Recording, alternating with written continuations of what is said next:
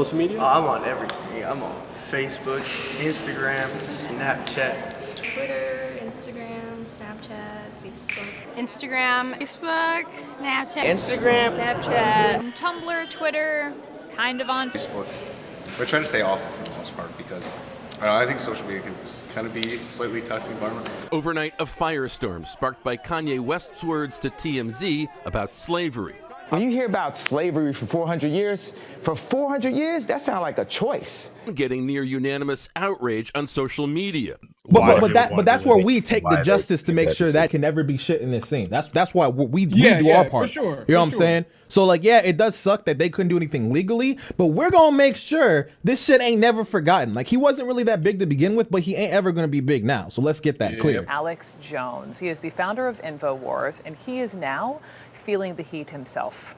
YouTube, Facebook, and Apple all announcing they're removing his content from their platforms. Stina, I think the trouble with cancel culture is it's become like a blanket thing. Cancel culture just means it's like a group of people who are offended and or like upset about somebody or something and are attempting to like midgetate its success and business and try to cancel it out. I saw Kim Kardashian had like her hair braided one time, and a bunch of people were saying that wasn't right for a not black person to have their hair like that. On Tumblr, people were being taken off for criticizing the Democratic Party because people were like, oh, they're Russian bots, when they were really just people criticizing the Democratic Party.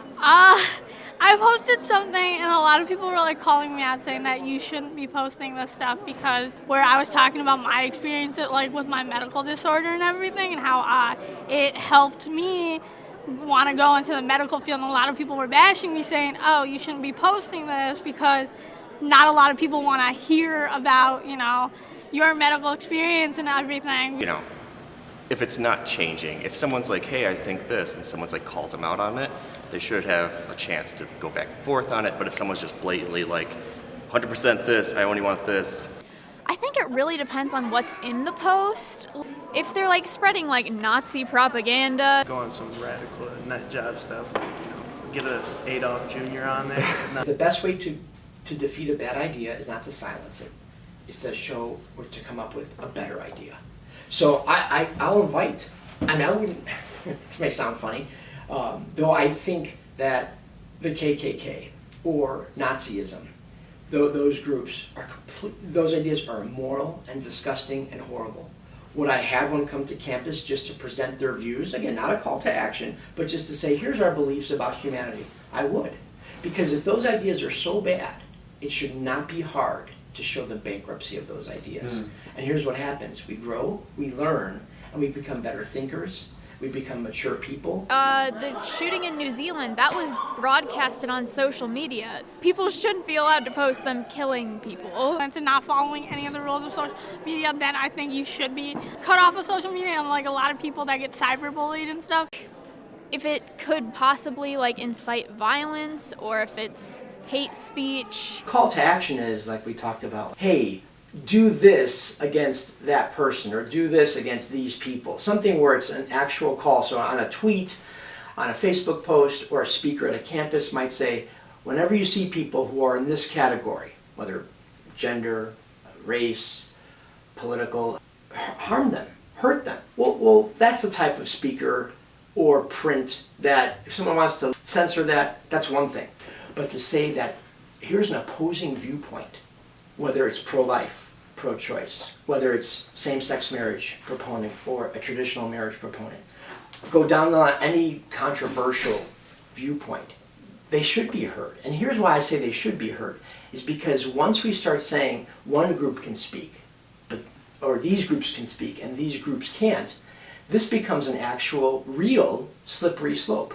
Because here's the question, who gets to decide what voices can be heard and what voices can't be heard or shouldn't be heard? Think about it this way. Transgenderism, same-sex marriage, 50 years ago, they were the minority viewpoint. They were the voices that people were trying to squelch them. Now think about it.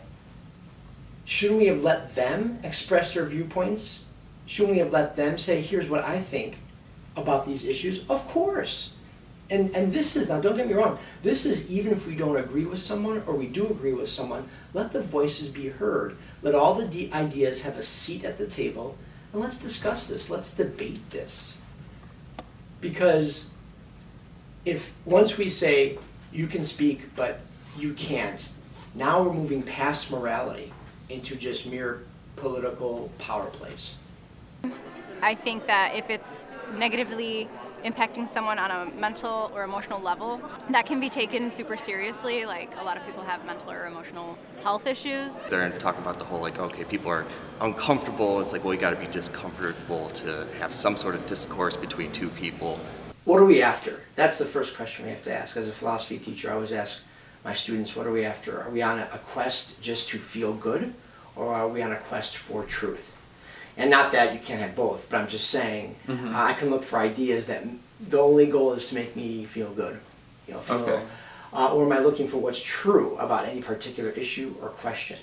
So one of the beautiful things about free speech is when we have a variety of viewpoints to consider, to contemplate, to debate, then that gives us, it puts us into a better position to find out what's true on this question, what's true on this issue.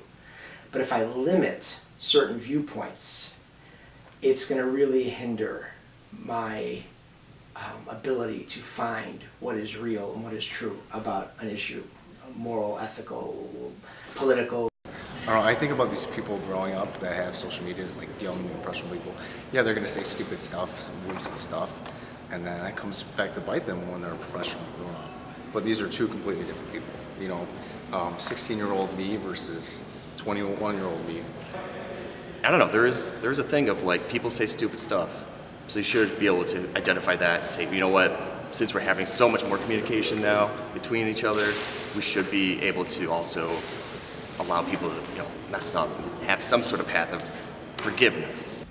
I just think it's a better society when differing points of view have a say. Say, for example, Owen, you and I disagree on a really important moral issue, whether it's same-sex marriage or abortion. It's that old expression of, I may not agree with what you're saying, but I will fight to the death for your right to say it. When I see them in person, my ideas should not affect what they think of me and me as a human. It's also important, and he's a good example of, like, some people, yes, you can separate the art from the person. Yeah. I think Cosby is a great example of that, where it's like, I could acknowledge that you are the worst, but also, like, A Different World is a great show. Cosby Show is a great show, much in part for reasons that have nothing to do with him. Because the cast members on that show Beyond are fantastic. Yeah. Now, when you talk about someone like R. Kelly, their music is literally drawn from the experiences that they're having. Was a philosopher, he's at Boston College, his name is Peter Kraft. He has this great quote where he says, let all ideas be expressed, he says, but when it comes to people, be egalitarian. Be egalitarian when it comes to people. Treat them equally. Okay. He says, but be elitist when it comes to ideas. So treat people with respect, listen to their ideas, but accept only those that are the best. When it comes to tolerance, he says tolerance is deeply misunderstood these days. He says tolerance doesn't mean that all ideas have value. Tolerance means all people have value. He says, but nevertheless, he said, all ideas should be expressed because that's how we learn and get to think and get to find out which ideas are the best. Because again, going back to our earlier example, if we said to transgender people or people who are advocating same-sex marriage, you're the minority voice, that offends me in this culture, you shouldn't be heard. A lot of people look down and say, well, that's a good thing there's same-sex marriage. That's a good thing for transgender rights. Well, what if they were squelched back then, but they weren't? But look, they were allowed to speak or did have a voice, kept fighting for it, and now they've made an impact. So why shouldn't different voices be allowed to